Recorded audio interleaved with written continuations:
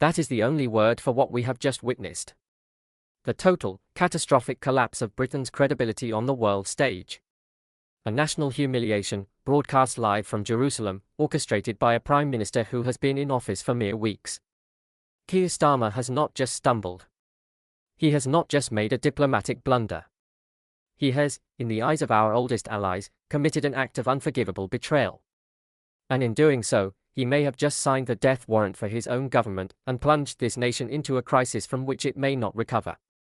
The question is no longer if Starmer is fit to lead. The question is, how did one man's desperate attempt to appease the most radical fringes of his party manage to bring our country to its knees in a single afternoon? The story the mainstream media is trying to sell you is one of a simple, unfortunate, diplomatic row. They are lying. This was not an accident. This was a calculated decision, designed to be hidden from the British public. 11 days ago, on a Friday afternoon when Westminster MPs and political journalists are heading to the pub, Starmer's government quietly, almost silently, suspended arms export licenses to the State of Israel. It was a classic establishment tactic. Bury the news. Hope no one notices. Appease the activist mob, the campus fanatics, and the hard-left ideologues who now pull the strings in the Labour Party. But they made a fatal miscalculation. They assumed our allies were as weak and duplicitous as they are. They were wrong. What happened next stunned everyone.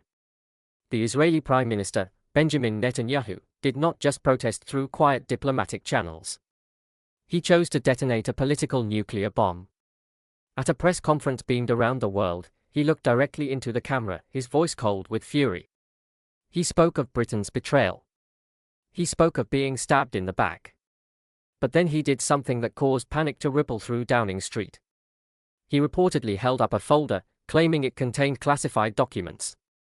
Documents, he alleged, that proved Starmer's government was not just boycotting an ally, but was in secret communication with organizations linked to Hamas. Organizations that Labour had sworn, on the floor of Parliament, that they had no contact with. The accusation hung in the air, a devastating charge of outright treason. Intelligence community insiders are now scrambling. Whispers are emerging from sources in Tel Aviv and Washington of what those documents might contain. Not just diplomatic niceties, but transcripts. Transcripts of back-channel meetings in neutral European capitals between junior Foreign Office ministers and NGOs widely seen as front organizations for terror proxies. Discussions, it is claimed, not about peace, but about bypassing counter-terrorism sanctions. A secret, parallel foreign policy, running completely contrary to Britain's stated objectives, orchestrated by the hard-left faction that now holds Starmer hostage. And that was only the beginning. Inside Whitehall, sources describe a scene of absolute, unmitigated chaos. One permanent secretary, a man who has served 5 prime ministers, was said to have described it as watching a slow-motion car crash. Senior civil servants in the Foreign Office, aghast at the amateurism, reportedly preparing their resignations. They understand what Starmer does not, that a nation's reputation, built over centuries of sacrifice and loyalty, can be destroyed in a single moment of weakness. But this isn't just about the abstract world of diplomacy. This betrayal has a human cost. And that cost is being paid by the very best of us. While the political class in London was in meltdown, a video began to circulate online. It was filmed by a retired colonel from the Parachute Regiment. A 71-year-old man, standing in his study, his medals glinting on his chest. He spoke of his time serving on joint counter-terrorism operations, of the British and Israeli soldiers who fought, and bled, and died together, fighting the same enemies. His voice, thick with emotion, cracked as he said it. Starmer has spat on their sacrifice. He has spat on their graves. All to win a few cheap votes from people who despise this country. That video has now been viewed millions of times.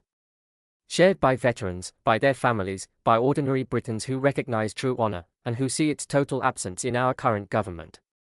While this hero feels his life's work has been trashed, think of the young entrepreneur in Cambridge, a software engineer who poured his life savings into a cybersecurity startup.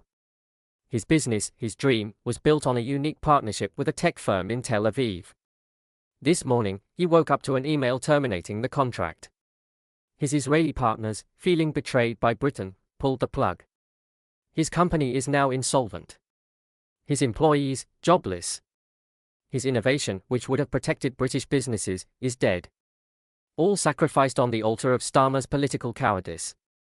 One man's career, and the futures of his staff, wiped out because the Prime Minister was too weak to stand up to the extremists in his own party. This is the two-tier system they have created. A country where patriots and creators are treated with contempt, while the political elite who betray them are rewarded with power. The consequences are being felt on our streets. Jewish communities across Britain are living in fear. A prominent rabbi in Manchester held an emotional press conference, his voice shaking as he described how synagogues are receiving threats and Jewish school children are being harassed on their way to school.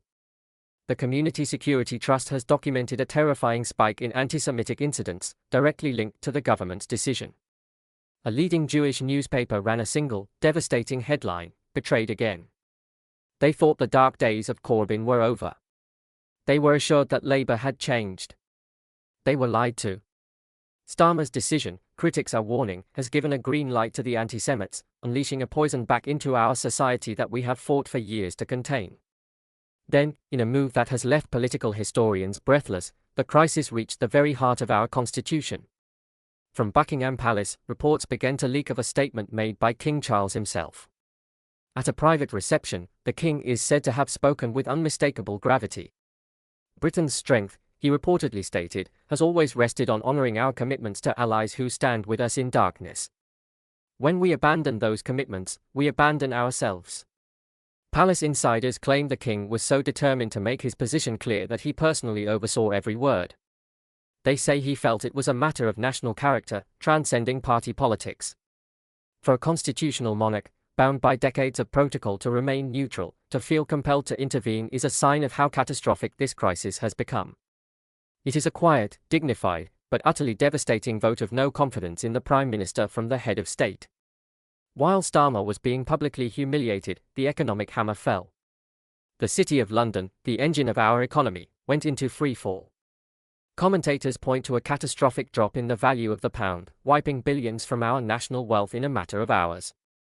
International investors are dumping British assets, asking a simple question: why would we invest our money in a country that is unstable, unreliable, and treats its friends like enemies? And it's not just the super-rich who feel the chill. It's your pension. The life savings of millions of ordinary Britons, held in funds heavily invested in the UK economy, began to evaporate. Financial analysts are issuing stark warnings. A prolonged crisis of confidence like this could wipe 20% off the value of the average pension pot. The retirement you worked for, the security you planned for, is now being gambled away by a government that puts its radical agenda ahead of your future. The real damage is being done to British jobs. Major defense contractors, the bedrock of our sovereign capability and employers of tens of thousands of skilled Britons, are now reportedly threatening to leave. BAE Systems, Rolls-Royce, these are not just companies. They are national assets.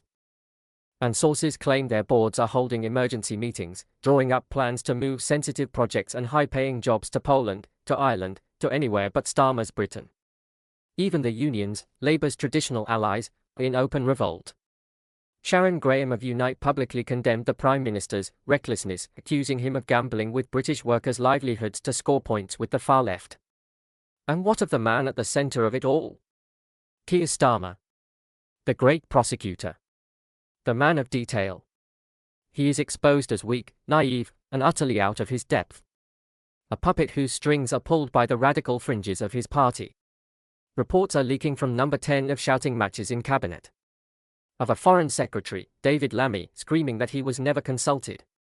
Of a defense secretary, John Healey, telling colleagues that Starmer has jeopardized our national security for a generation.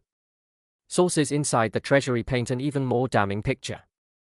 They speak of the Chancellor, Rachel Reeves, being sidelined for days. When she finally secured a meeting, she reportedly presented a 12-page dossier detailing the immediate economic shock, pleading with him to reverse course. Starmer, it is claimed, glanced at the first page and dismissed it. This is a political matter, not an economic one, he allegedly told her. This isn't just weakness. This is arrogance. The hubris of a man who believes he is untouchable, even as the country burns around him. But while the establishment panics, and the old parties tear themselves apart, something else is happening.